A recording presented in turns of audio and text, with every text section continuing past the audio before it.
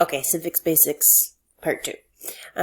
In terms of how power is used or how people enforce or governments enforce laws that they want to put into place, the difference between authoritarian and democratic governments is fairly vast.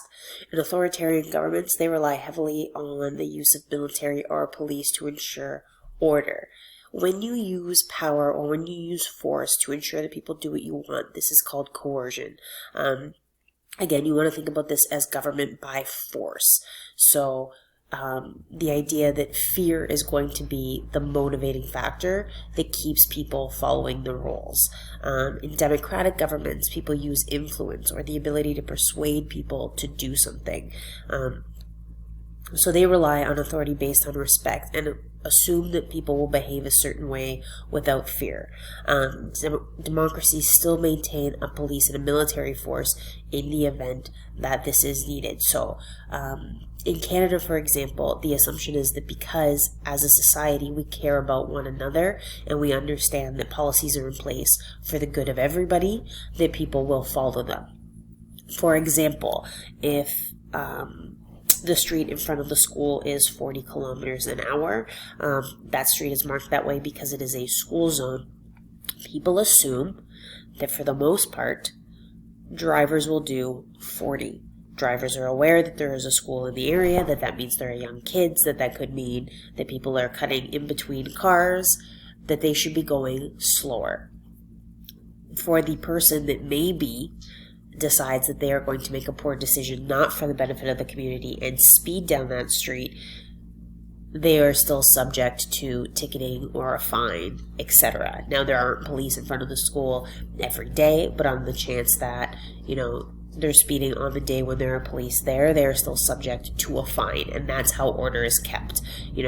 If I'm not going to do the 40 because I believe that it's right for the school and right for the community and right for the area, and I'm supposed to do my part, there's still something in place that I do have in the back of my head, or a person would have in the back of their mind, that would keep them from doing that 60 as well.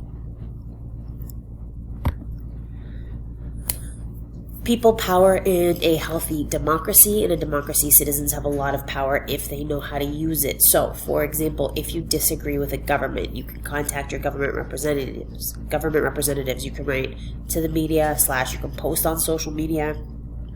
You can put up websites to gather support. You can join or form organizations to oppose the law. You can organize demonstrations to have your voice heard. Again, because we are a free society, you have the right to gather, you have the right to say the things that you want to say and what you believe without fear of persecution. Now, people aren't necessarily going to agree with all your ideas, especially if you do, or especially some groups that are posting to social media or these large ideas.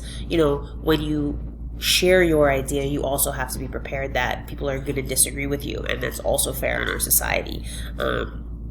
If you do a deep dive on Twitter to see how people are responding to government policies put in place, you're going to see a lot of, yeah, I'm really happy about what they're doing, or no, I think this is ridiculous, etc.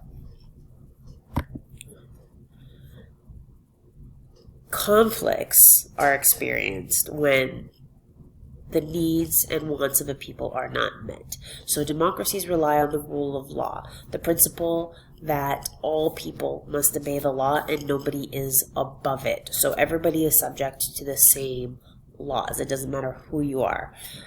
If there is a conflict, there are different ways to try to resolve the conflict. The first is by negotiating. So when you negotiate, you try to discuss an issue. The next one would be mediating. So if through discussion you can't see the other person's side and arrive at a compromise or decide on one thing, there will be a mediator. So a third party who tries to find an agreement between the two that somebody could then agree on. Arbitration is when, even after somebody gives you a solution that they think is fair, still nobody agrees to it, and when you arbitrate, they force that solution. So if you want to think about the idea of the Postal Service strike 2 years ago. So through negotiation between the union and the government, they couldn't arrive at a compromise. They discussed which each side thought was fair. Nobody agreed. the mediator presented a solution that they thought was fair for both parties. If they accepted it, great. If not, then it had to move on to the next thing because a solution had to be found. So somebody would give them that solution. Once they move through those 3 stages, a forced solution is allowed. Okay, and that is the end of that for today. I will see you at the next government slides.